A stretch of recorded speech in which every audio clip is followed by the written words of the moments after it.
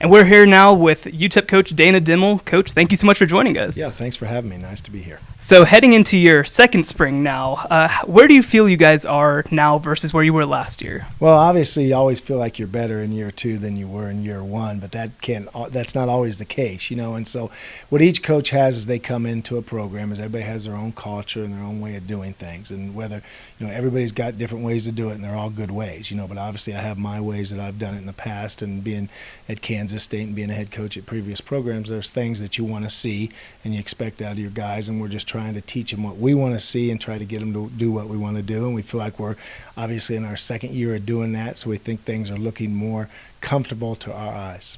Do you guys have any sort of mantra heading into the second year spring camp? To me, I'm not a big gimmicky, wordy type of guy to try to have mantras. I'm more of an old school coach, and what we're trying to do is just get our team more mentally tough, try to get them to work at a higher pace, and try to be more accountable and have a lot more unity. Those are our big goals this spring.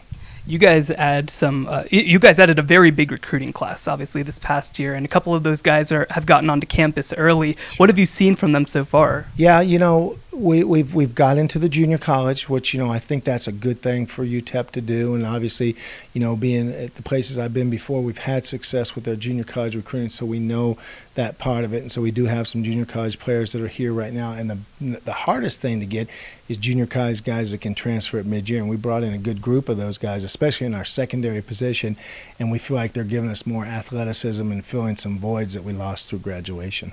Well, I have to ask, you mentioned, coming from Kansas State, Coach Snyder retiring. How did he let you know, and what can you say about his career? Yeah, his career has been great, and it was just a blessing for me to learn from him and so many of the things that you learn from being around him, because I was actually around him 18 seasons. When you think about being with one person for 18 years and then being with someone that's a Hall of Fame coach and a legend, and so many things that you pick up from him, and everybody has their own personality and their own leadership styles.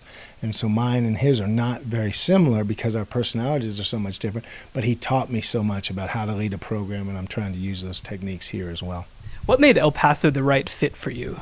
Obviously the turnaround situation that, was needed here, and because, UTEP has never won consistently, right? I mean, been a long time since they've had back-to-back winning seasons. And so the ability to come in and turn around a program, obviously when I went to Kansas State, we had that. When I took over Houston's program, we had the same situation. So I'm very, very familiar with coming into a program that has not had very many winning seasons in many, many years and trying to get it moving in the right direction. How big an addition is Dion Hankins, obviously the top rusher in El Paso history? Yeah, Dion is going to bring a lot to the table. Obviously, he's a fan favorite because he's a local player. He's a great, great individual, and he's a very, very talented individual. And so he's all the things. He checks all the boxes, and he's just going to be a fun guy to have in our program. What do you want to accomplish during the 2019 season? The 2019 season, obviously the word you want to see is improvement. Improvement from our football team in all aspects of what we're doing offensively, defensively, and our special teams.